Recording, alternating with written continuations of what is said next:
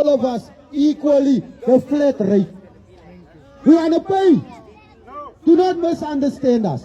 We want to pay, but we are only going to pay the flat rate. Nothing else. Ons betaal net the flat rate.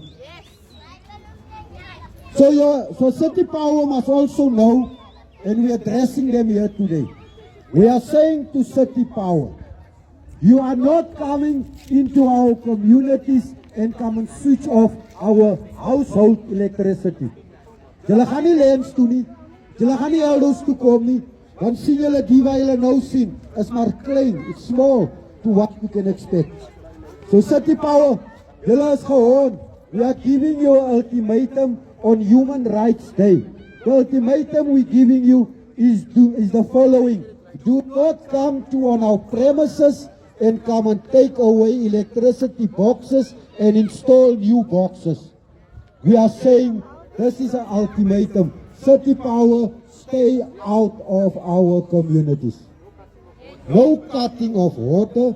Johannesburg Metropolitan Police Department, hulle moet ook weet.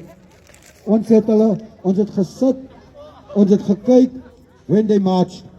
JMPD march in this week, peaceful protest. Yes,